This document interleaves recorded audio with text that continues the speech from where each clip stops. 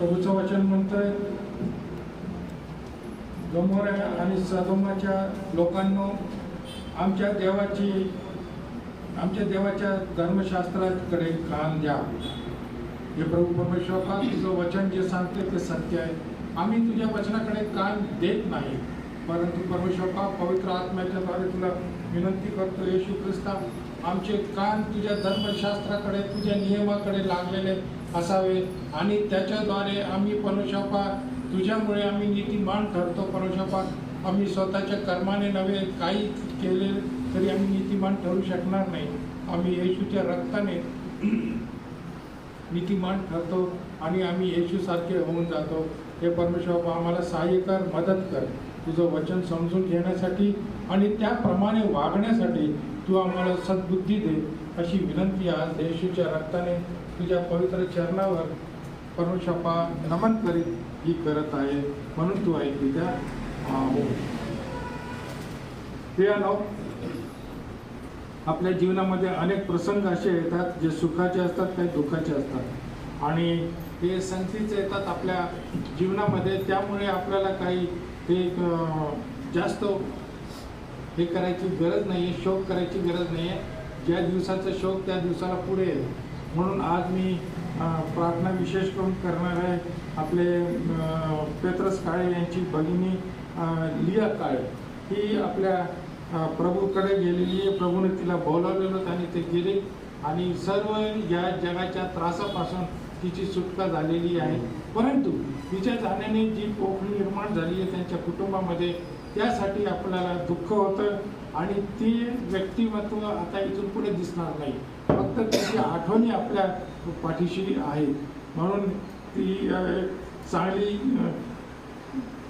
स्त्री होती आणि तिने व्यवस्थितपणे सर्व काही पाहिलं होतं. आतापर्यंत कामकाज खूप कष्टातून ती गेलेली आहे, परंतु परमेश्वराने तिला सावरून ठेवलेलं होतं. आपण प्रार्थना करू. हे प्रभू परमेश्वर, उपकार मानतो की तू परमेश्वर सगळ्यांना मुक्ती देतो, उद्धार करतो आणि संकटातून वाचवतो. आणि मरणात जरी परमेश्वर तिथं काही नागी त्याची तू ठेचलेली आहे वधस्तंभावरती. म्हणून आज परमेश्वर आमची बहीण लिया काळे या तुझ्याजवळ विसावलेली आहे आणि आज तुझ्यामध्ये आनंद करत आहे. परंतु आम्ही इथे शोक करतो, कारण का आम्हाला ती आता पुन्हा दिसणार नाही.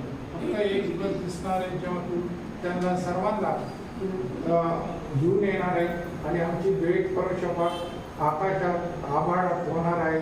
त्या दिवसाची आम्ही वाट पाहतो. येशू त्यांच्या कुटुंबियांना जे मागे उरलेले त्या सर्वांना तू विशेष करून शांती दे, त्यांना सांत्वनाचा आत्मा दे, यासाठी की त्यांनी जास्ती शोक करू नये, परंतु प्रभू येशू ख्रिस्तामध्ये विश्वास ठेवावा. कारण का तूच हे सर्व काही केलेले आहे. हा नियम आहे, परंतु परमेश्वर आम्ही विसरून जातो. आम्हाला क्षमा कर. संपूर्ण काळे कुटुंब तुझ्या हाती देतो. येशूच्याच नावाने मागितल्या म्हणून पाहिजे. आपल्या जीवनामध्ये असे प्रसंग येतात, आपण त्याला सामोरे जातो, परंतु 2-3 दिवसानंतर हे दुःख आता आपण विसरून जातो, नॉर्मल होऊन जातो आपण. परंतु त्यासाठी आपल्याला हे करायला पाहिजे. पवित्र वचन हे फार महत्वाचं आहे. प्रभू येशू ख्रिस्त म्हणतो, शोक करू नका, मेलेल्यास तू पुरू दे. परंतु आम्ही शोक करतो, कारण का आपला जिव्हाळा असतो, आपला संबंध असतो आणि आपले प्रेमाचे जे रेषी बंध असतात ते एकाएकी तुटून जातात. यासाठी आपल्याला दुःख होतं. परंतु प्रियानो, हे प्रसंग सर्वांवरती येणार आहे, कोणी त्याच्यातून सुटू शकत नाही. प्रभू येशू ख्रिस्ताने स्वतः आपला प्राण दिला, जीव दिला. कशासाठी? आपल्या पापांसाठी दिला, आपल्या पापासाठी दिला. यासाठी की तो मेला आणि त्याला कबरेमध्ये ठेवण्यात आलं आणि तिसऱ्या दिवशी तो पुनरुत्थान झाला. तसेच आपण जर त्याच्या मागे गेलो तर आपलं देखील पुनरुत्थान होणार आहे आणि ते पुनरुत्थान महान होणार आहे. कारण काही इतरांना जे आशा नाही आहे, आशा त्या लोकांसारखी तुम्ही होऊ नका, असं पवित्र शास्त्रामध्ये संत पौल म्हणतो. तुम्हाला आशा आहे आणि त्या आशामध्ये आपण जगायला पाहिजे. जर त्या दुःखामध्ये आपण बुडून गेलो तर आपल्याला आशा राहणार नाही. आपल्यावरती एक प्रकारचं असा प्रसंग येईल की आपण देवाला सुद्धा विसरून जाऊ, त्याच्या वचनाला विसरून जाऊ. पण तसा होता कामा नये.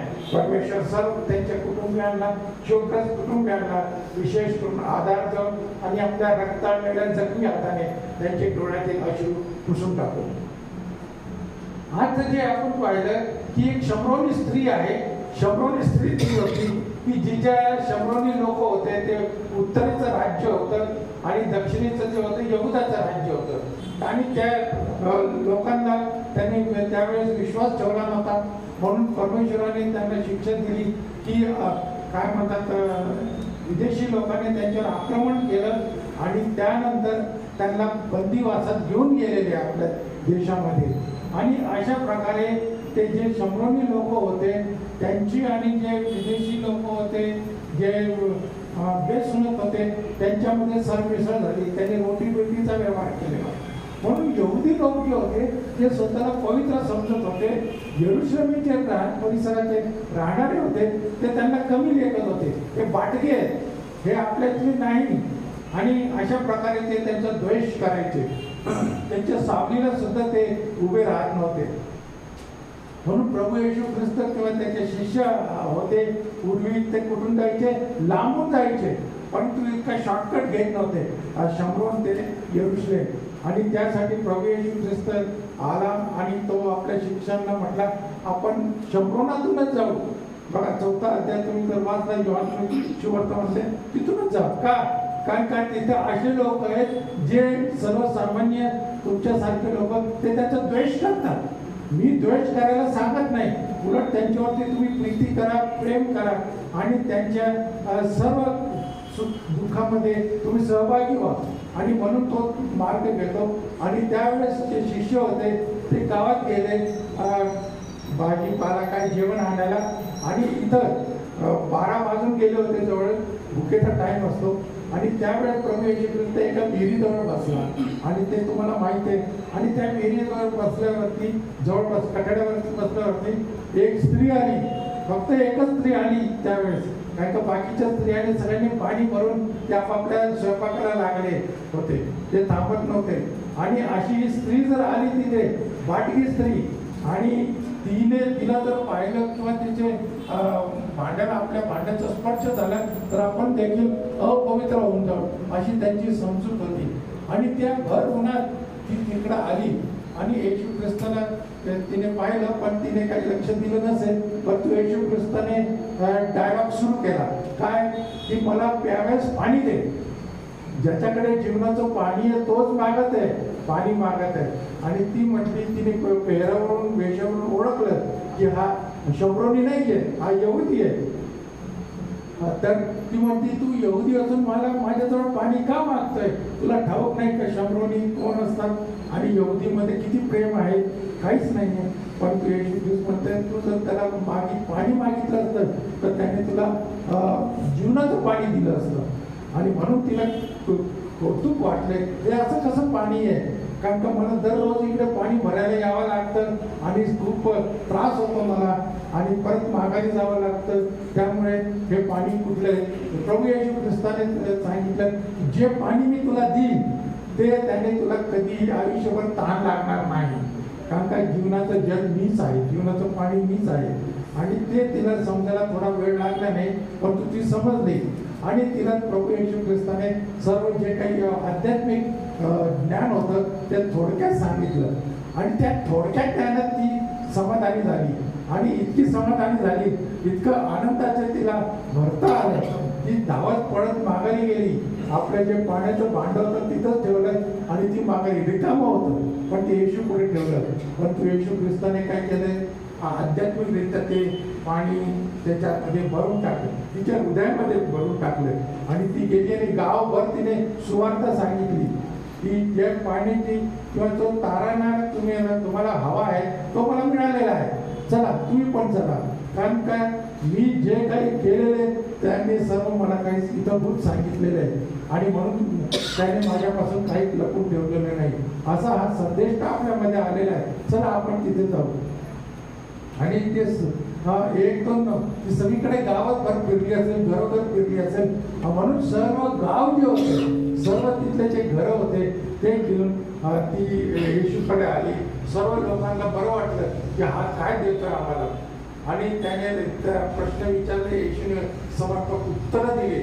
आणि अशा प्रकारे ते काय म्हटले की आता तू आमच्या बरोबर इथे राहा, 2-3 दिवस 4 दिवस आमच्या बरोबर राहा, जाऊ नको लगेच, आम्हाला अजून ऐकायचं आहे. त्यांना इतकी तहान लागली होती की ते पाणी आणखी प्यायला तयार झाले होते. परंतु जर तुम्ही मार्क वर्तमान 5व्या अध्यायामध्ये बघितलं तर घरसेकराच्या प्रदेशामध्ये तो भूतग्रस्त होता आणि त्याने प्रभू येशू ख्रिस्ताने त्या डुकरांना आज्ञा केली तुम्ही जा. आणि ते कुठे गेले, त्या दुरात्म्यांना आज्ञा केली, ते डुकरांच्या मध्ये शिरले आणि डुक्कर कुठे गेले, पाण्यामध्ये बुडून मेले. आणि जे त्यांचे मालक होते त्यांना संदेश केला की अरे तुमचे इतके डुकर होते सगळे मेले. आता किती मोठा तोटा झाला, लॉस झाला त्याला मालकाला. आणि म्हणून तो देखील आपले लोक घेऊन आला आणि तो येशू ख्रिस्ताला भेटला आणि येशू ख्रिस्ताने त्याला बरं केलं. तर त्याचा आनंद त्याला झाला नाही, परंतु तो काय म्हणतो की आता तू आपलं नुकसान केलंच आहे, मनात म्हटलं असेल, पण लोक काय म्हणतात आता तू इथून जा. त्या लोकांनी त्याला घालून दिलं येशू ख्रिस्ताला, जीवनाला नाकारलं त्याने. परंतु इथं शम्रोनामध्ये ज्यांचा द्वेष हे यहुदी लोक करायचे आणि त्या लोकांनी काय सांगितलं आमच्यामध्ये राहा. आणि त्याला इथं प्रत्येक घरामध्ये गेलं असेल, खूप लोक बरे झाले असतील. असा संजीवनाचा पहिला काय म्हणतात प्रवेश शम्रोनामध्ये झाला. नंतर आपण पाहतो की जेव्हा प्रेषितांचा काळ सुरू झाला त्यावेळेस हा जो पेंटिकॉन झाल्यानंतर, पवित्र आत्मा मिळाल्यानंतर फिलिप कुठे गेला होता, शम्रोनामध्ये गेला होता. आणि त्याला आज्ञा काय दिली पवित्र आत्म्याने, जा. कारण का इथिओपिया देशातलं कोण एक खानगी कारभारी आहे त्या राणीचा, तो तिथे माघारी चाललेला आहे आणि तो सणासाठी आला होता. आणि पवित्र आत्म्याने त्याला उचललं आणि त्या रथाच्या मागे तो धावत गेला, थांबा थांबा.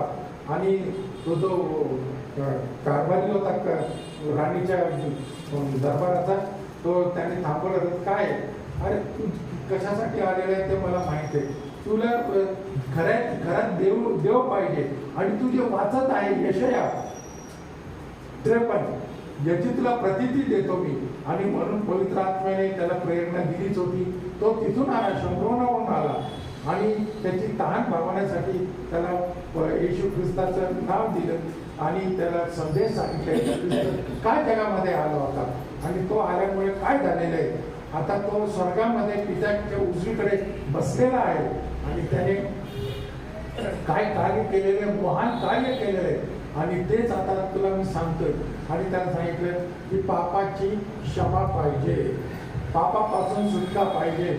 मनुष्याने स्वतःला सर्व गोष्टीपासून सोडून घेतलेलं आहे, पण तू पापापासून त्याला सोडायला आल्या नाही, स्वतःला सोडवता आल्या नाही. आणि म्हणून तो पापीचा पापीच राहिलेला आहे, काही सुधारणा झाली नाही. अशा प्रकारे त्याला सांगितलं, त्याचे डोळे उघडले आणि मग तो म्हणे कोण सोडणार आहे म्हणा, प्रभू येशू ख्रिस्त. देवाचा कोपरा त्याच्यात म्हटलेले, लोक त्याच्याकडे पाहत नव्हते आणि त्याला पाहून तोंडे फिरवित होते. असा हा नाकारलेला देवाचा कोपरा आहे. आणि मग तो म्हणे की काय करायला, बाप्तिस्मा घ्यायला पाहिजे, पाण्याचा बाप्तिस्मा. तो म्हणे मग मी काय करू, चल पाणी पण आहे, नदी होती आणि तू पण आहे, मी पण आहे, आपण बाप्तिस्माचा विधी पार पाडू. आणि त्यांनी रथ थांबवला आणि तिथं बाप्तिस्माचा विधी घेतला. आणि काही वेळेस काय झालं असतं, आपल्यासारखे असे नाही आता मी फार दमलेलो आहे, तू ये तिकडे शम्रोनामध्ये, तू तिकडे ये, मग माझ्या घरी मी हा पत्ता आहे, मग आपण बोलू बसू, मी तुझ्यासाठी जेवण तयार करतो. तसं नाही केलं, लगेच केलं. तुला जे करायचं ते लगेच कर. असं म्हणू नका मी 4 दिवसाने पश्चाताप करणारे, मी 5 दिवसाने प्रभूचा स्वीकार करणारे, आज शुभमुहूर्त नाही आहे, आज चांगला दिवस नाही आहे, आज शनिवार आहे नको, आज सोमवार आहे नको. अशा प्रकारे तुम्ही टाळता, त्याला लांबणीवर टाकता. आज गुरुवार आहे, आज शुक्रवार आहे, आज उपासाचा दिवस, मी कसं करू, उलट त्या दिवशी करा. आज संधी मिळाली तुम्हाला, आता त्या चर्चमध्ये पश्चाताप करून प्रभूच्या आत्मा जो तो पवित्र आत्मा आहे त्याला बोलून आज बाप्तिस्मा घ्या पवित्र आत्म्याचा, आणि त्याशिवाय जाऊ नका. रिकामे आला असा तर तुम्ही पवित्र आत्म्याला घेऊन जा इथून, असं थांबू नका. मी उद्यावर आजचं काम उद्यावर टाकू नका. उद्या काय होईल आपल्याला माहित नाही. पौलच देखील तेच म्हणतोय, उद्या काय होईल आपल्याला माहित नाही. आणि बऱ्याच वेळा आपण म्हणतो की मला फार काम आहे. काय काम आहे आपल्याला? आणि तुम्हाला कुठे 10 लोकांना आमंत्रण द्यायचंय, मांडव लावायचा आहे, पैसे खर्च करायचे नाही. तुम्ही काय करायचंय, तिथे प्रभू येशू ख्रिस्ताला आपल्या मनामध्ये कबूल करून, पाप कबूल करून, पश्चाताप करून आणि ते सोडून द्यायचे आणि येशू ख्रिस्ताच्या रक्ताने स्वतःला धुवून शुद्ध पवित्र करायचे, आणि त्यानंतर तुम्हाला पापापासून मुक्ती मिळते. हालेलुया. किती पैसे लागले? पैसे लागले नाही, वेळ पण जास्त लागला नाही. 1 मिनिटाच्या आत तुमचं तारण झालंय, आणि ते तारण झाल्यावर परमेश्वर तुमच्याशी बोलतो, आणि जी पापाची आड भिंत प्रभूमध्ये आणि आपल्यामध्ये होती ती पाडली जाते. अगदी सोपं आहे. आणि त्याद्वारे त्या आणखी कामगार जो कारभारी होता त्याचं देखील तारण झालं, आणि त्याने जाऊन आफ्रिकेचे इथिओपिया देशामध्ये देखील दरबारांना इतरांना हे शुभ वर्तमान सांगितलं असेल असं मला वाटतं. परंतु प्रियानो, ही जी सुवार्ता आहे ही कोणाला दंडेली करून काय म्हणतात भोगल्यासाठी करता येत नाही. प्रेमाने सांगायचं, आणि आपली तू ऐकत नाही ठीक आहे नको ऐकू, पण ही शुभ वार्ता आहे, पापापासून तुझी मुक्तता होऊन जाईल. आणि जेव्हा तो एकांतामध्ये बसलेला असेल त्यावेळी तो विचार करतो हे काय वचन त्याने मला दिले. हे वचन आपले नाही, हे कोणाचे? परमेश्वराचे. म्हणून तो म्हणतो की मला काहीच त्याने दम केला नाही, काहीच केलं नाही, आणि ते मला तारणाचा आणि पापमुक्तीचा संदेश दिलेला आहे. मला कुठे जायला सांगितलं नाही, काय म्हणतात ते तीर्थयात्रा करायला सांगितलं नाही. अशा प्रकारे मी आता कसं करू, पैसे लागतील मला, परंतु नाही, मनामध्ये तू पापाची आठवण करून पश्चाताप कर आणि पाप सोडून दे, आणि येशू ख्रिस्ताच्या रक्ताने स्वतःचं अंतःकरण धुवून घे, स्वच्छ धुवून घे, म्हणजे तुझे तारण होईल. कशाने? ऐकल्याने या सर्व गोष्टी इथून इकडे. असं केल्यावरती प्रभूने त्याला आशीर्वाद दिला आणि तो सुखाने आनंदाने गेला. परंतु जेव्हा त्याला पवित्र आत्मा मिळालेला नव्हता, तो ग्रंथ वाचत होता, रथामध्ये ग्रंथ वाचत होता, आणि बराच अर्धी वाट चालून आलेला होता, आणि यरूशलेमच्या बाहेरच पडणार होता.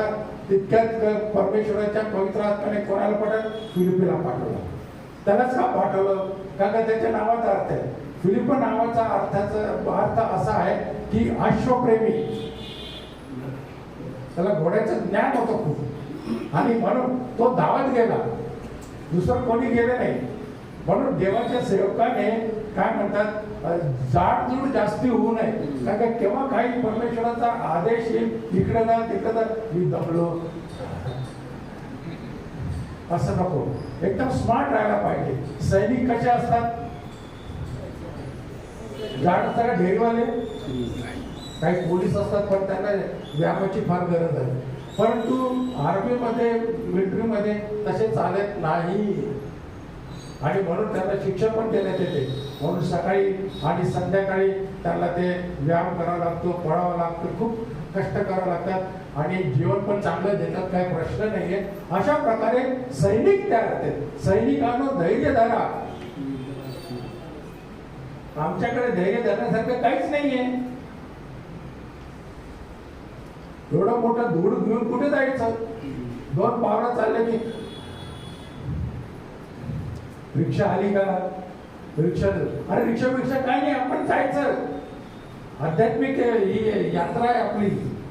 यरूशलेमात सुद्धा जायची गरज नाही आपल्याला. प्रभूने सांगितलं नाही किंवा प्रेषिताने सांगितलं नाही, वर्षातून एकदा यरूशलेमात जा आणि मग तिथे नवस फेडा, तिथे हे करा, तिथे जाऊन बघा, मला हे पाहिजे, मला ते पाहिजे. अरे परमेश्वर तुम्हाला द्यायला त्यालाच आहे, त्याने दिलेलं आहे. फक्त त्याची तुमची गरज तुमच्यापेक्षा त्याला जास्ती माहिती आहे, आणि अशावरती आपले ओझे टाकून द्या.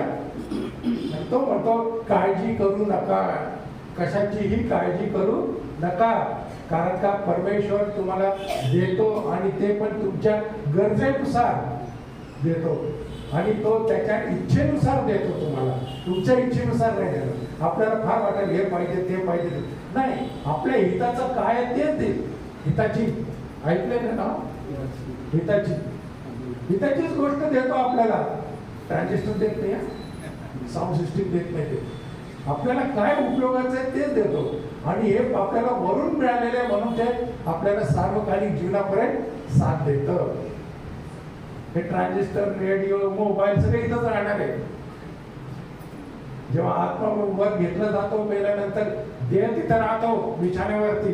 तुम्ही बघा तिथं ते हे दिसतंय काय, माझं ते 4,000 रुपयाचं 40,000 रुपयाचं मोबाईल तिथे पडलेला आहे. कोण घेणार? आता काय करू मी? परत येऊ का खाली? नाही, बँकेमध्ये 10 लाख रुपये माझे, आता काय करू? चेक कुठे देऊ? काय करू? परत जाऊ का? परत येणार नाही, परत येता येत नाही तुम्हाला. वन वे ट्रॅफिक आहे.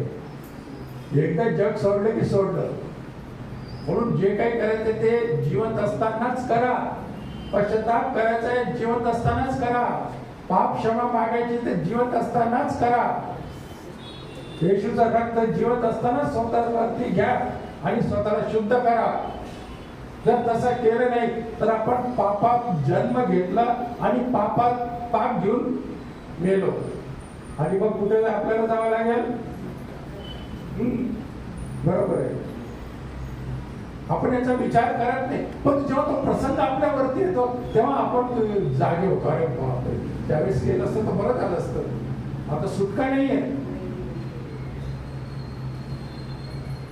काय आजार असे असतात एकदा झाले की ते तुमच्याशी इतकी गट्टी लावून ठेवतात की मरण सुद्धा त्यांना सोडू शकत नाही. इतके असतात. आपण म्हणतो मरणाने विभक्त केल्यापर्यंत आपण एकत्र राहू, पण ते म्हणतात मरणानंतर सुद्धा आम्ही राहू जर देह असला तर. आजार घेऊन कॅन्सर, टीबी, एड्स एक आहे, औषध निघालेले आहे पण त्याची काही जास्ती गॅरंटी नाही. कोरोनाची पण नाही, परत येतो तो लाट येते. जसं आपल्यामध्ये बदल होता, आपण लस घेतो हे करतो आणि एक काय म्हणतात सुरक्षा ढाल किंवा कवच आपण निर्माण करतो. ते तात्पुरतं आहे, 3 वर्ष 2 वर्ष. परंतु ते जे सूक्ष्म जीव असतात जे हा रोग पसरवतात ते सुद्धा बदल करत असतात. म्हणजे आपल्यामध्ये बदल, त्यांच्यामध्ये बदल. आता नवीन बॉडी त्यांनी केलेली आहे, त्याच्यावरती मला हल्ला करायचा आहे, आता तेवढी मला शक्ती दे. त्यांच्यामध्ये बदल होतो, पुन्हा ते अटॅक करतात, पुन्हा येतात ते. अशा प्रकारे हे दोन्हीकडे या हालचाली होत राहतात. म्हणून ते सूक्ष्म जीव सुद्धा शांत बसत नाही, आपण पण बसत नाही. आपल्याला तयार करायला वेळ लागतो, लस तयार करावी लागते, टेस्ट करावी लागते आणि मग त्याच्यात जर त्यांनी गव्हर्नमेंटने सांगितलं ओके आता तुम्ही लावू, मग येतो. पण ते जीवाणू जे आहेत किंवा विषाणू आहेत ते सतत चालू असतात, त्याच्यात काही हे नाही आहे. आणि आता अलीकडे नवीन आला, मी परवा ऐकले मंकी पॉक्स, हो, अशी गाठी येतात मंकी पॉक्स. आता त्याची लस देखील तयार करायला सुरुवात केलेली त्यांनी, कारण पुढे काय होईल सांगते. मंकी पॉक्स बाकडापासून आपल्याकडे आले, माणसाकडे. एड्स ते पण जनावरांकडून आपल्याकडे आलेले, सगळे इम्पोर्टेड रोग आहेत ते. आणि ते आपल्यामध्ये इतके स्थिर झाले की आता लोकांना असं वाटतं की आपलेच दोस्त आहे, मित्र आहे, आणि त्यामुळे हे पसरत चाललेलं आहे. कोणी लक्ष देत नाही असा ह्या. तर ती स्त्री जी होती तिने संपूर्ण शंभरून जो गाव ज्या ठिकाणी ती राहत होती त्या सर्वांना ख्रिस्ताची सुवार्ता सांगितली. आणि किती आनंद झाला असेल ख्रिस्ताला. तो खरोखर आनंदाचा दिवस होता की एका स्त्रीला, ज्या स्त्रीला ते गाव तुच्छ मानत होतं, ती स्त्री चांगली नाहीये, कसबिनी सारखी वाटती, नको, पण त्या स्त्रीने काय केलेले, सुवार्ता सांगितली. आणि तुम्ही जुन्या करारामध्ये पण बघताना राहावला, तिने देखील तेच केलं. कोणाला वाचवलं? देवाच्या सेवकांना वाचवलं. योशुआ आणि कालेब होता, त्यांना वाचवलं. आणि तिने त्यांनी काय सांगितलं, आम्ही येऊ त्यावेळेस तुझं घराची काय खूण असणार, तुझा ऍड्रेस कसा आहे, आम्ही येऊ शकणार नाही, पण आमचे जे लोक इथे सैन्य येईल त्यांना काय खूण देते. तिने काय केलं, आपल्या खिडकीभोवती खिडकीवरून काय केलं, लाल दोरा सोडला. हालेलुया, येशूचं रक्त. जर ते नसतं तर तिचं संपूर्ण जे कुटुंब होतं ते बदलं गेलं असतं. त्या लाल रंगाने हे केले, म्हणून लाल रंग असं तर डेंजर असतं. डेंजर काय की तुम्ही नरकात जाऊ शकता. मग आपल्याला हिरवा कंदील काय दिलेला आहे वधस्तंभाने, की तुम्ही प्रभू येशू ख्रिस्ताचा काय करा, स्वीकार करा. त्याच्याच रक्ताने फक्त हे होतं. बोकडाचे याच्या लिहिलेले इब्रिकाच्या पत्रामध्ये बोकडाचे किंवा प्राण्याचे नाव घे किंवा उंटाचे, याने तुमचे रक्ताची किंवा पापाची शुद्धी होत आहे. फक्त एकच नाव दिलेलं आहे स्वर्गात, पृथ्वीवर आणि पृथ्वीखाली, ते म्हणजे प्रभू येशू ख्रिस्त. जर आपल्यामध्ये प्रभू येशू ख्रिस्त असला तर आपण पापामध्ये आहोत, आपण पापाचे गुलाम आहोत, सैतानाचे गुलाम आहोत.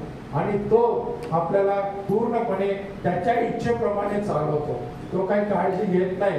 एकदा त्याच्या हातात सापडलो की तो त्याच्याप्रमाणे चालवतो. काय सांगतोय, हे बघ टीव्ही नवीन आले, तो घेऊन टाकतो तुमच्या पगारामध्ये. आणखी एक तो काय खेळ खेळतोय, तिथं दुकानात गेला, आम्हाला हा टीव्ही पाहिजे, केवढाला आहे, एवढ्याला, हा एवढं, हो काय काळजी करू नका, आमची तुम्ही EMI भरा, 24 आठवडे भरा आणि ते म्हणजे 2 वर्ष भरा आणि तुमचं टीव्ही होऊन जाईल तुम्हाला. पण आता घेऊन जाऊ शकता तुम्ही, काय प्रॉब्लेम नाहीये. काय केलेलं आहे, 2 वर्ष अडकून ठेवलं तुम्हाला. पगार मधला EMI जो मासिक हप्ता आहे तो तुम्हाला भरावा लागणार आहे. आणि किंवा त्याचे चेक पेमेंट ऍडव्हान्स मध्ये घेऊन ठेवतात ते. आणि जर तुम्ही चुकला तर तुम्हाला दंड बसतो. ही एक गोष्ट पाशामध्ये सापडून घेतो आपल्याला. म्हणून सर्व मी बहिणींना सर्वांना विनंती करतो की तुम्ही त्याच्यामध्ये अडकू नका. आपल्याकडे ते नाहीये, जे छोटं असेल, जे आपल्याला खिशाला परवडत असेल तेच घ्या. जास्ती महागडी वस्तू नाही, जर पैसे असले तर घ्या, कॅश घ्या. पण उधारीमुळे किंवा असं करून कर्ज काढून नका घेऊ. कर्ज चांगलं नसतं. तुम्हाला माहित आहे ना, दुसऱ्या राज्यामध्ये देखील सांगितलेले की भविष्यवक्त्याची स्त्री आली अलिशाकडे आणि म्हणे की मला वाचवा, कारण का सावकार येऊन माझे 2 मुलाला घेऊन जाणार आहे. बरोबर आहे, कारण का माझ्या पतीने कर्ज काढलं होतं आमच्यासाठी अर्थात, परंतु तो फेडू शकला नाही आणि त्याच्या आधीच त्याला नोटीस आली, तो गेला. मग आता आमच्यावरती, आणि तो सावकार म्हणतोय आता मी तुमचे 2 मुलं जे तिचा आधार होते तेच घेऊन जाणार आहे. मग एलियाने काय सांगितलं, हे घे, काय तुझ्याकडे भांडं आहे का, हो, मग ते सर्व भांडे रिकामे करून ठेव आणि जे तेल दिलं तिला आणि हे तेल ओत सगळीकडे. आणि तिने जिथे जिथे सर्व तुडून भरून वाहत होते. आणि आपल्या तिने ते विकले असेल आणि म्हणून तिला जे कर्जाचे पैसे होते त्या ह्याच्यातून रिकवर झाले. अशा प्रकारे कर्ज बघा फार वाईट असतं. कर्ज काढू नका. ख्रिस्त विश्व मंडळीच्या लोकांना कर्ज काढू नका. तो एक पाश आहे, सावकारी पाश आहे. आणि त्यामुळे किती लोक असे गेलेले जग सोडून, आणि आपल्या सगळ्या ते कर्जाचा भार कोणा बायकोवरती आणि मुलांवरती सोडून गेलेले आहे. मरायचं आहे किंवा तुम्हाला ख्रिस्ताकडे जायचं आहे, काय प्रॉब्लेम नाही, पण तुम्ही निवांत जा. कोणावरती दडपण किंवा ओझं ठेवून जाऊ नका. तुमच्या मग इथे रडत रडत लोक आपले करतात, ख्रिश्चन लोक, चुकीचा समज आहे. यांच्या आत्म्याला शांती दे. कसली शांती मिळणार आहे? त्याच्या आत्म्याला पण मिळणार नाही आणि तुमच्या आत्म्याला पण मिळणार नाही. आणि आत्म्याच्या शांतीसाठी प्रार्थना करू नका. मी परत सांगतोय, कारण येशूने सांगितलंच नाही आपल्याला कुठे. जिवंत असतानाच तुम्ही शांती मिळवा. आणि येशू ख्रिस्त हा काम काय करतोय, त्याची कामगिरी काय ते देखील बघण्याकरता त्याचे जे हे काय म्हणतात शास्त्री पुरुष होते, त्याने आपले काय म्हणतात एजंट्स त्याच्या मागे लावले होते. येशू मागे, हा काय करतो, काय बोलतोय, व्यवस्थित सांगा, मग तुम्ही साक्ष द्या, हा असा बोललाच होता. आणि मग आपण पाहतो त्यांना कुठेही त्याला धरण्यात यश मिळालेलं नाही, कारण का तो नेहमी निष्ठत होता. कशाने? वाक्य चातुर्याने, कारण का त्याची बुद्धी परमेश्वराची आहे. आणि म्हणून तो म्हटला असता की तुम्ही कैसरालाच द्या, फक्त कैसरालाच तुम्ही कर द्या, किंवा म्हटला असता तुम्ही फक्त मंदिरालाच द्या. काय करायचं? दोन्हीकडे काय होतं, त्याला कोंडी करून टाकली होती. परंतु परमेश्वराने असं उत्तर दिलं की त्या लोकांची कोंडी आणि त्यांचे तोंड कसे फेविकॉल सारखे बंद झाले, उघडलेच नाही. अशा प्रकारे प्रभूने कार्य केलं. आणि मग आणखी एक गोष्ट होती, ते म्हणजे हा या वेळेला सुद्धा पुढे बघून घेतो, आम्ही बघून घेऊ तुला.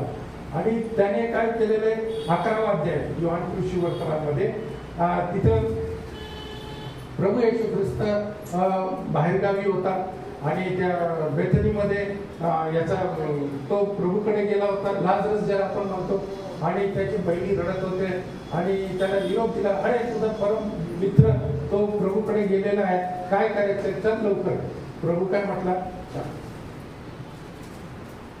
तो काय म्हटला नाही, बाबा ते बॅग भरा, माझी पाण्याची बाटली द्या, हे द्या, मला जायचं, लगेच धाव.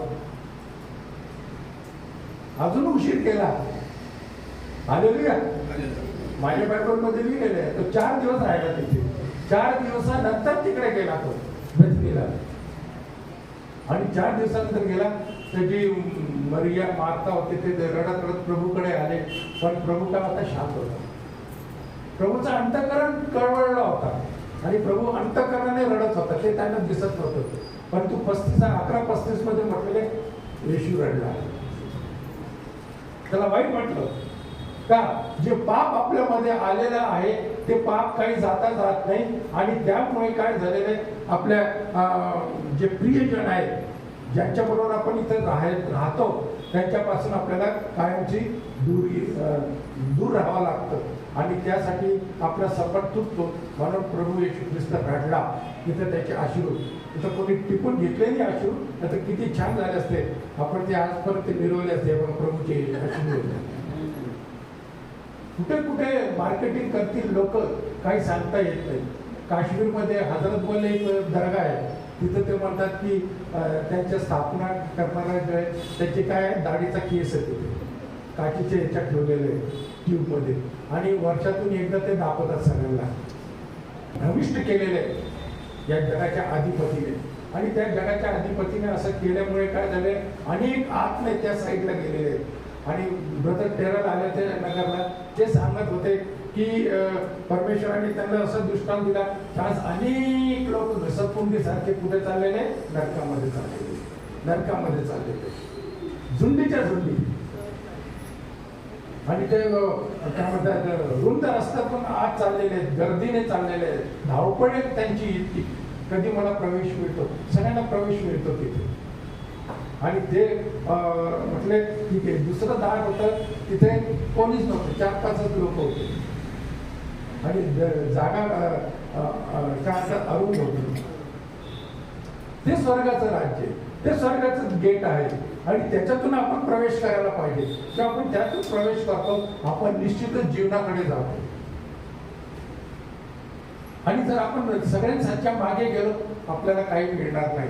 असे कॅलेंडर किंवा फोटो पण मी बघितलेले, खूप वाईट वाटतं. फोटो चांगले असतात, पण त्याच्यामध्ये काय संदेश दिलेला असतो की तुम्ही अरुंद मार्गाने प्रवेश करा, रुंद मार्गाने करू नका. आज जर आपण या जगी गोष्टीच्या मागे धावत असलो, तर आपण रुंद रस्त्याने प्रवेश करत आहोत. आपण काय करायला पाहिजे, परत माघारी फिरायला पाहिजे. त्याला काय म्हणतो मराठीमध्ये, यू टर्न घ्यायला पाहिजे. त्यालाच पश्चाताप म्हणतात. तो पश्चाताप करायला पाहिजे. आजपर्यंत मी जगाच्या गोष्टींच्या किंवा वस्तूंच्या मागे धावत होतो, मला गोल्ड मेडल सुद्धा मिळालेलं आहे असं तुम्ही म्हणाल नाही का, इतकं फार धावलो मी. परंतु शेवटी काय, खाड आहे, त्याच्यात काही आपल्याला लाभ होणार नाही, नाश होऊन जातो आपला. पण जर आपण या रुंद रस्त्याने आत गेलो, स्वर्गाच्या मार्गामध्ये गेलो, तर आपली सर्वांची भेट होईल ना, आपल्या कुटुंबियांची भेट होईल.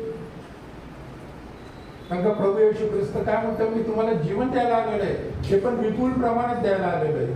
तो काय मोजून देणार नाही. चर्चला आल्यावर असं समजू नका की माझं तारण झालेलं आहे. तारणाची वचनं मिळतील इथे, पण तुम्ही काय करायला पाहिजे, त्याच्यावर अंमलबजावणी करून प्रभू येशू ख्रिस्ताला स्मरण करून अंतःकरणामध्ये ठेवून नेहमी जा. सवय होऊ जाईल. 21 दिवसात तुम्हाला ती सवय लागून जाईल. तुम्ही बोलाल इथं, पण तुमच्या अंतःकरणामध्ये येशूचा जाप चालेल. आणि म्हणून कुठली दुष्ट शक्ती तुमच्या भोवती येणार नाही. आणि सुरक्षिततेचा कडक तुमच्या भोवती होईल, जे तुम्हाला दिसणार नाही. आणि ते तुम्हाला वाचवेल या दुष्ट विचारापासून. जर ते नसलं, आपण म्हणू की मी जातो आता, हा तिकडे, अरे मला दुकान दिसलं, चला बसून घ्या थोडं तिथे, नाही का, दमून आलेले, ऊन फार आहे, छोटा मोठा काय आहे ते घेऊन टाकायचं. ते नरकाच्या गोष्टी आहे सगळ्या. गाणं आहे, सगळं काही आहे, नरकाला नेणारी गोष्ट, नरकाचे पोर्ट्रट्स आहेत. आणि आपल्याला तिथे जायचं नाही. आणि या युगाचे अधिपती त्याचे डोळे काय केलेले, आंधळे करून ठेवलेले. त्यांना वाटतं तिथे मजा आहे. पिक्चर हॉल एक आहे नरकाला जाण्याचा मार्ग. आपण जातो आणि किती तास राहतो, 3 तास. पण चर्च मध्ये नाही. काय तेच असतं ना, काय दुसरं म्हणतं नाही, आज मला चमक भरलेली आहे, नको. आणि पिक्चर म्हटलं की गोळी खायची आणि चढायचं बसून. तिथं बसत आहे, कुठे दगड उचलायचे आपल्याला, आरामात बसून पिक्चर पाहतो. आणि पिक्चर सुटल्यावरती बाहेर येताना जे लोक असतात ते जिवंत मड्यासारखे असतात. आणि डोळ्याच्या प्रकाश खूप असतो बाहेर, मॅटेरियलला जर गेले तर. ख्रिस्त विश्व मंडळीमध्ये जे तुम्ही आलेला आहात, तुम्हाला हे माहित पाहिजे की आपण देवाची लेकरे आहोत. परमेश्वर आपला पिता आहे. म्हणून कोणी म्हटलं त्याचा बाप काय है क्या? हाँ, मेरा बाप का चला, सारी दुनिया मेरा बाप की है, हो कि नहीं? उसी ने सबको बनाया, तुमको भी बनाया. असं जर आपण या विचार केला तर आपल्याला सर्व आपले जे लोक आहेत, शेजारी पाजारी, भाऊ बहिणीसारखे वाटतात. त्यांचा परमेश्वर एकच आहे. तो कोणाला द्वेष करायला सांगत नाही, आपल्याला राग करायला सांगत नाही, हत्या रुचवायला सांगत नाही, अतिरेकी कार्य करा हे पण सांगत नाही, कोणाचा जीव द्या हे तर सांगत असेल. जीव द्या कोणाच्या भल्यासाठी. कारण का प्रभू येशू ख्रिस्ताने पण आपला प्राण दिला, जीव दिला. कशासाठी? सर्व जगाच्यासाठी. तो म्हटला नाही मी फक्त ख्रिस्ती लोकांसाठी देत आहे, जे माझा स्वीकार करतील त्यांचाच प्राण वाचेल. नाही, सर्व जगासाठी. 3:16 योहान 3:16. जो कोणी त्याच्यावर विश्वास ठेवेल, फक्त हिंदू असो, मुसलमान असो, बुद्ध असो, कोणीही असो, व्यक्ती पाहिजे तो.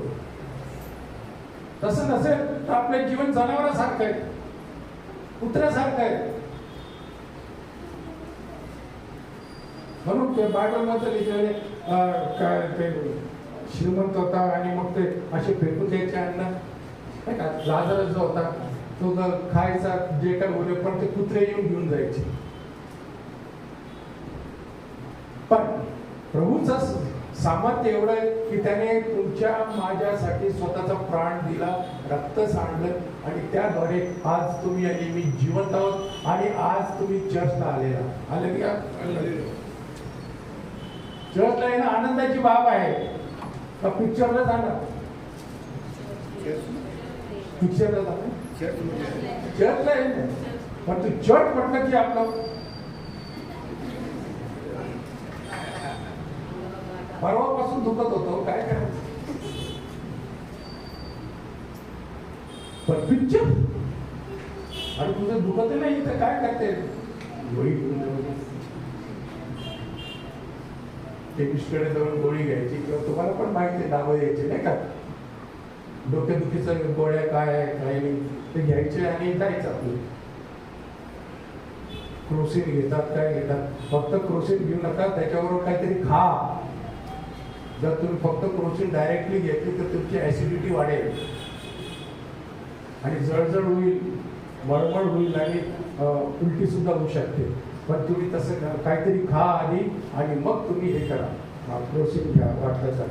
तर अशा प्रकारे आपण पाहतो की जगामध्ये आपलं जीवन चाललेलं आहे. हे जीवन आपल्याला बदलायचं आहे. ते बदलणारा कोण आहे? फक्त येशू ख्रिस्त. तोच बदलतो. आणि म्हणून त्याने अनुवादमध्ये 4थ्या अध्यायामध्ये आपण पाहिलं की होरेबच्या इथे सगळी मंडळी एकत्र आलेली होती इस्रायलची.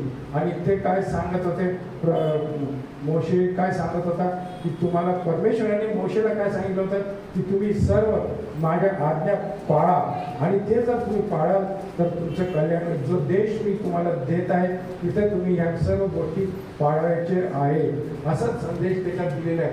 आणि हे सगळे नियम जो मी दिलेले तुम्हाला ते सुद्धा तुम्ही पाळायचे आणि ते मोडायचे नाही. मोडले तर ते पाप होतं. पाप म्हणजे परमेश्वराचे नियम मोडणे, परमेश्वराच्या नियमाप्रमाणे न चालणे, त्याला पाप म्हणतो.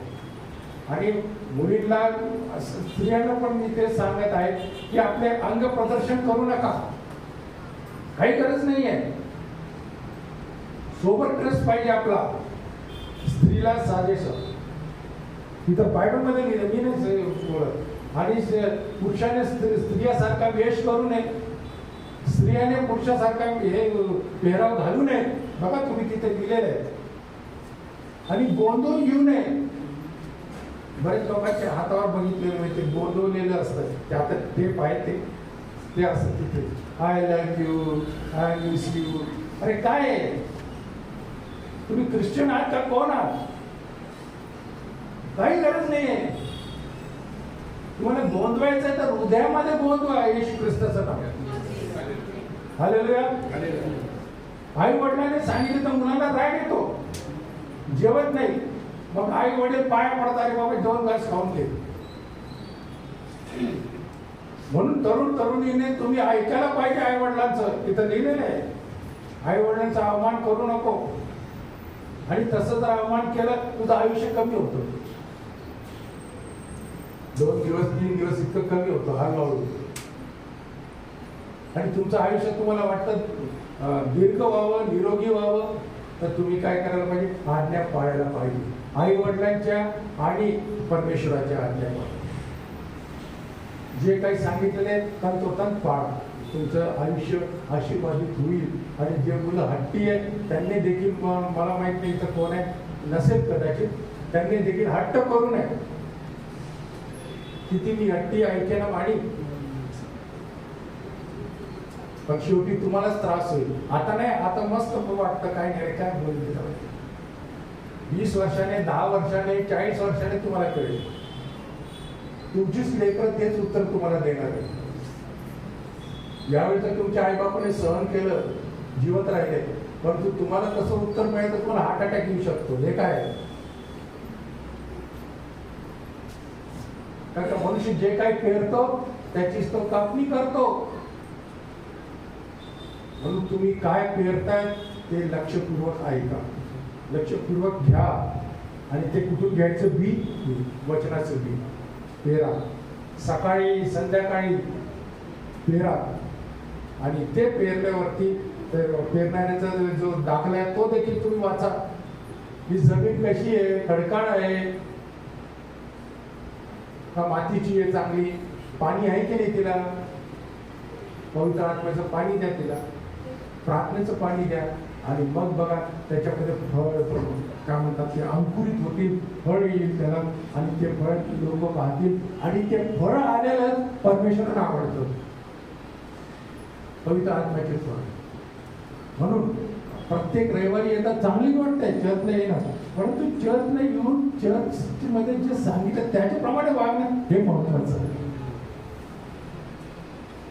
नुसते येऊ नका, लांब लांब प्रार्थना करणे, हे करणे नका करू. तशी लांब थोडक्यात प्रार्थना करा. आणि तुम्ही जर गावात लोकांमध्ये असाल तर तुम्ही मनात प्रार्थना करा. परमेश्वर मन ओळखतो आणि मन तोडून पाहतो. म्हणून आपल्याला त्यासाठी विशेष कपडे घालायची गरज नाहीये. या रंगाचे कपडे घालायचे, मग माळ घालायची, माळवरती क्रॉस पाहिजे आपल्याला, डोक्यावर हात ठेवून प्रार्थना करा. तुम्ही करा.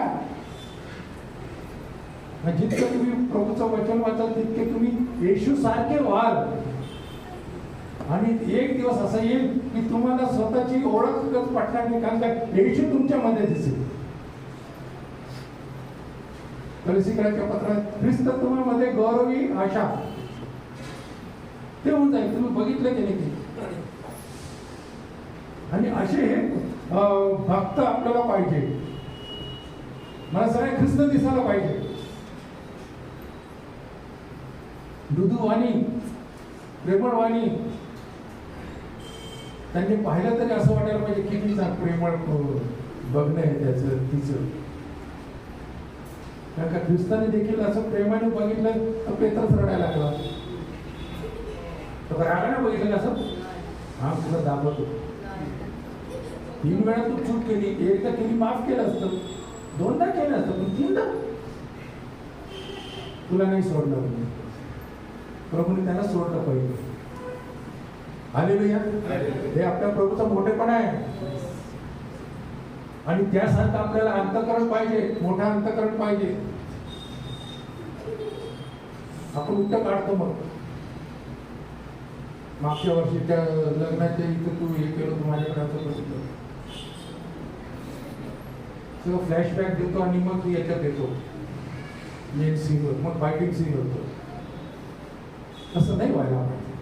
किरकोळ गोष्टी पण आपल्या महत्वाच्या आहेत. कारण का ह्या सगळं बायबलच्या विरुद्ध जातात, वचनाच्या विरुद्ध जातात. आणि त्यामुळे आपल्याला जो आशीर्वाद मिळायचा असतो तो मिळत नाही. तुम्ही किती हे करा. आम्ही व्हेज खातो, मटण खात नाही. छोट्याचं खातो, मोठ्याचं खात नाही. त्याने काही नाही होणार. येशू काय म्हणतोय, खाणे देवाचं राज्य नाही. आज तर तुम्ही खातात, आज पोटाच्या उद्या बाहेर आउट गोईंग आहे त्याचं. पण जे गोष्टी आज राहतात, हृदयामध्ये राहतात, ते महत्वाचे आहे. म्हणून आपण प्रार्थना करूया प्रभूला की विशेष करून आमच्यामध्ये अजून सुधारण्याची गरज आहे. मी माझं बोलतोय, तुमचं. आणि मी पाप करतच आहे. जरी मी संदेश देतो तरी मी पापीच आहे. मला क्षमा कर. आणि त्या दिवसाची मला पहाट दाखव ज्या दिवशी मी हे सगळं माझ्यातून निघून जाईल कायमस्वरूपी. जरी मी ख्रिस्ती असलो तरी पापाने इथं बिराड मांडलेलं आहे, ते निघून जावं. ते तुझ्याच हातात, मी करू शकत नाही. अशी प्रार्थना आपण प्रभूजवळ करूया आणि पश्चाताप करूया आणि यू टर्न घेऊया. आज आत्मपरीक्षण करा. कोणी मी तुम्हाला तपासणार नाही, तुम्ही कोणाला तपासू नका. कोणी पण फक्त येशूला समर्पित करा, तो तपासेल आपल्याला. आणि औषध एकच आहे, येशूचं रक्त. आणि त्याच रक्ताने आपल्याला काय म्हणतात, जीवन मिळते. रक्तात जीवन आहे. आणि हे रक्त साधं सुद्धा नाही आहे, प्रभूचं, परमेश्वराचं. त्याने आपल्याला दिलं. आपण प्रार्थना करूया. सर्वसमर्थ परमेश्वरा, तू समशील आणि दयाळू आहे. तुला सर्व काही ठाऊक आहे, तुला काही ठाऊक नाही असं नाहीच आहे. म्हणून आज परमेश्वरा तू त्या बेथानीच्या लोकांना आनंदित केलं. 4 दिवसांनी तू गेला आणि तुला त्यांचे सगळे जे संभ्रम होते ते नष्ट करून टाकले. कारण का त्यांचं म्हणणं असायचं की फक्त 3 दिवस आत्मा इथंच राहतो आणि मग तो निघून जातो. पण ते तू 4थ्या दिवशी गेला आणि त्या आत्म्याला हाक मारली. तो आत्मा बरोबर आला आणि लाजरस कपड्यातून बाहेर आला. तो परमेश्वरा आज तू आम्हाला हाक मार आणि आम्हाला देखील आमच्या या देहरूपी शरीररूपी कपड्यातून बाहेर काढून आम्हाला नवीन कर परमेश्वरा. आणि आमचे परमेश्वरा जी काही कबरेमध्ये घाण आहे ती सर्व कबरच मोडून टाक आणि आम्हाला जीवन प्रभू येशू ख्रिस्ताच्यामध्ये एक कर. आणि प्रभू येशू ख्रिस्तामध्ये जीवनाची आशा, तो जे तुझं वचन आहे ते आमच्या जीवनामध्ये पूर्णतेच जाऊ आणि आम्हाला क्षमा कर परमेश्वर. आम्हाला क्षमा कर. कारण का मी सांगतो परंतु मी सुद्धा पापी आहे, त्यांच्यापेक्षा भयंकर पापी आहे. माझी पातके देखील काळी आहेत. परंतु मी तुला क्षमा मागतो, समर्पित होतो. आज तुझ्या रक्ताची विनंती करतो की मला तू धुवून काढ. माझं हृदय तुझ्या रक्तामध्ये बुडव. अशासाठी की मी माझं हृदय मध्ये फक्त येशूच्याच विचार येतील, सर्वांचे बंधू भगिनीसाठी सुविचार येतील असंच मला तुझे. आणि प्रार्थनेचं मला परमेश्वर आशीर्वाद दे, यासाठी की जे बंधू भगिनी प्रार्थनेसाठी येतील त्यांना त्यांच्यासाठी मी प्रार्थना करावी आणि त्यांना त्या व्याधीपासून तू मुक्त करावे. मी नाही करू शकत, तू मुक्त करावे अशी मी प्रार्थना त्या पवित्र चरणी करतो. माझ्या मुखातून काहीतरी परमेश्वर वेगळं वाकडं चूक निघाली असेल तर तू दयेने कृपेने मला क्षमा कर, कारण मी तुला क्षमा मागत आहे. पुन्हा असं होणार नाही. आणि मला परमेश्वराचा स्पर्श कर आणि इथं सर्व तुझी देखरेख जे आहे त्यांना देखील तू क्षमा केलेली आहे असा आमचा विश्वास आहे. त्यांच्याबरोबर तू राहा, त्यांचं जाण्याला तू सुखरूप कर. जे लेकरं हट्टी आहे त्यांना देखील परमेश्वर तू आज सुधारून टाक. त्यांचं हृदय तू काढ आणि तू तुझं मौजमय हृदय जे स्पंदन करतं पवित्र आत्म्याच्या प्रेरणेने ते हृदय सर्वांना दे अशी विनंती करतो. आणि परमेश्वर ज्याचा व्यवसाय आहे त्या व्यवसायावरती तू आशीर्वाद पाठवू, त्यांना अनेक पटीने परमेश्वर लाभ होईल, परंतु त्यांचा लाभ जो आहे तो ख्रिस्तामध्ये होईल असं तू कर. आम्ही जगातच्या पैशाची गोष्ट करत नाही, तो मिळतोच. पण तुला विनंती आहे की जे आजारी आहे त्यांच्यासाठी देखील मी प्रार्थना करतो. जे आजार किंवा जे व्याधी त्यांना जडलेले आहेत नासक येशूच्या नावाने ते निघून जाऊ दे, सोडून दे त्यांच्या शरीराला. कारण का हे येशूचं वास्तव्य असं हे येशूचं मंदिर आहे आणि हे मंदिर जे आहे त्याच्यामध्ये कुठल्याही प्रकारची घाण राहू शकत नाही किंवा आजार राहू शकत नाही. कारण का हे प्रभू येशू ख्रिस्ताचं पवित्र मंदिर आहे. हे परमेश्वराला विनंती करतो की आज ज्यांनी हे संदेश ऐकलेले त्या सर्वांच्या जीवनामध्ये तू बदल करून आणि हा बदल कायमस्वरूपी राहावा आणि तो सांभाळावा यासाठी आम्हाला तू उचलून घ्या.